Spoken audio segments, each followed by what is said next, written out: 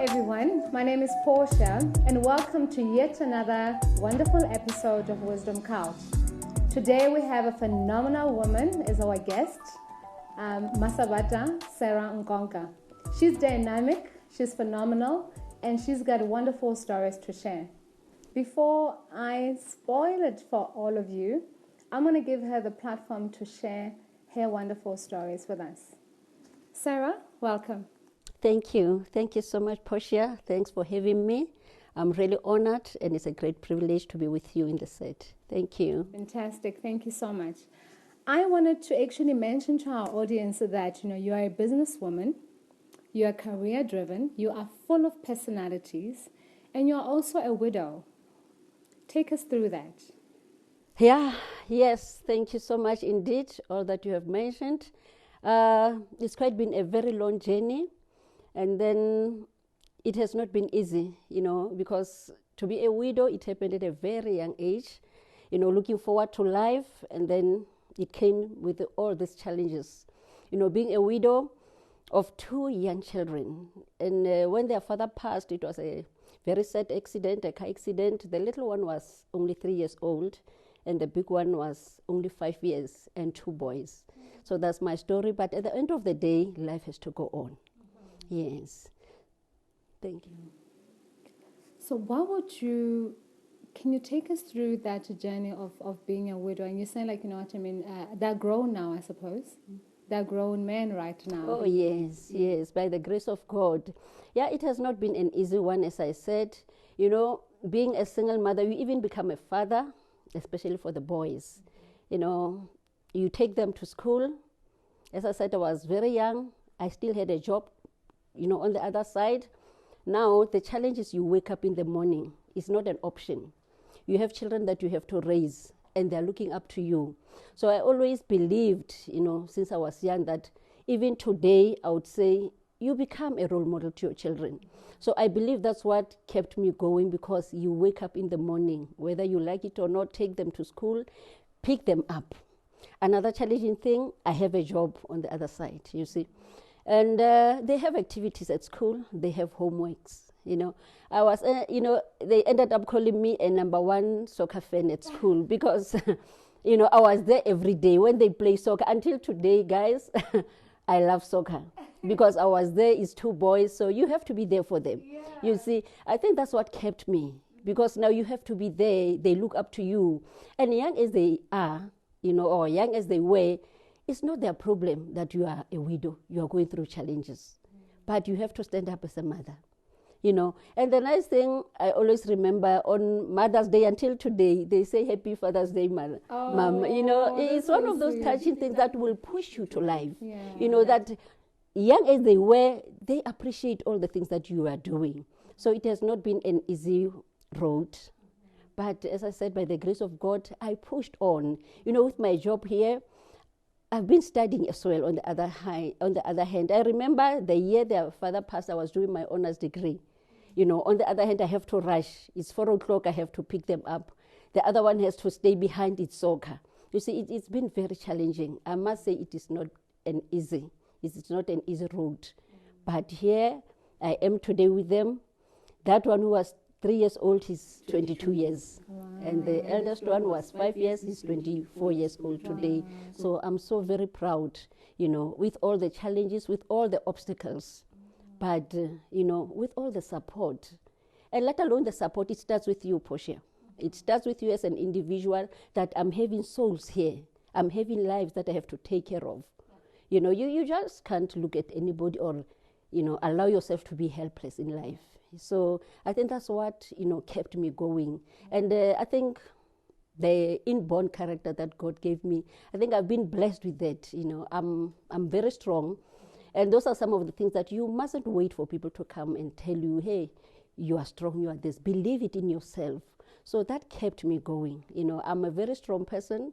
I'm very courageous. And that doesn't mean that there has not been challenges. It's been very, very challenging in life, but here I am, I'm still standing. Wow. Oh, yes. Wow, that is so amazing. I like the fact when you spoke about being a cheerleader to your boys. How did you find the balance of being a cheerleader and a mom at home? Yeah, that's a very good one, Portia. Yeah, it's not been easy. It's really not been easy at all. Actually, it's quite a lot of them. Being cheerleading, a mom, a career, it's church here, it's my own personal life, and the job itself. So, as I said, you strike a balance, and it needs focus.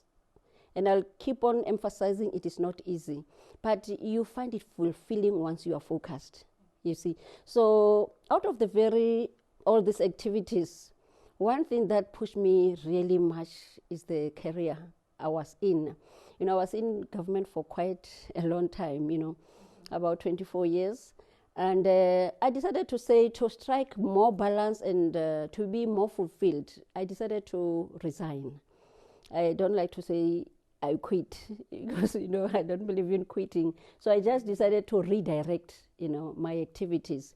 And then, as a single parent, you have a lot of things. It's boys. You buy expensive turkeys. You buy the cocks for the soccer. So, but for one reason, I said, no, let me do something. So I was in the Department of Education. I've enjoyed my job. And then I decided to move to the economic development as I was trying to, strike a balance in my life and to find something more fulfilling, So I moved to this department and, doing business, advising people on business. That's where now I found my passion. That's why I said at times, you help people to achieve the potential that God gave them. So I realized that in me. So as I moved to the economic development, we were assisting businesses, and then I said, Masabata, why can't you do it? You see, because I really found myself assisting a lot of people with the ideas. When people, business were going down, I'll be there, to resuscitate the businesses, rehabilitate them as well. So I said, no, man, I can do this. I really took a giant step. Guess what I did? I resigned. Of course, it wasn't an impulsive decision that I took. I thought about it that let me do something, because I could see I'm doing well in assisting other people to be successful. So I just took that giant step. I went about it, and guess what? I have been able to buy a farm. Wow. Yeah, that was about few years ago. Mm-hmm. And I stayed there for a year. I enjoyed my stay home, without being employed by somebody. And I'm the one who's been teaching people to become their own bosses. And thank God I'm here today. I'm my own boss. I'm having a really good farm. I'm there with my boys. They are really, enjoying the place as well. And which is now today a business. We are in a farming business. We are doing the chickens. We are also supplying to government and so on. So it's really been a fulfilling path that I took. Because now we are all involved with the boys. They are all the ones now who are coming more with the ideas. Oh, Ma, how about we do this? Now I'm more of a queen now because they have overtaken me. Yeah. You see, that's another thing I can say. I've been grateful. It's a decision that I don't regret. Mm-hmm. So as I'm telling you again, I think that's one thing I didn't mention, that I'm a facilitator as well. And I'm facilitating youth in the Free State. So that's why I said I really realized that do something. You see, so I encourage them as well to say, become your own boss, change lives, touch other lives. So that's what I was able to do, to say, do something with your life and then you can do it. Ladies, women, mothers, you can do it out there. I always tell people there is money out there in the world. Don't sit there and expect somebody to come and pity you. If I did it and I'm still doing it, you can do it. That I believe. Thank you, Portia. Wow, what an amazing story. I am truly inspired. And I trust that, for all the viewers that are watching this show, you are also inspired. I mean, for a woman that is from business, a career, like I said, she's full of personality. You can literally write a book about everything that she just said.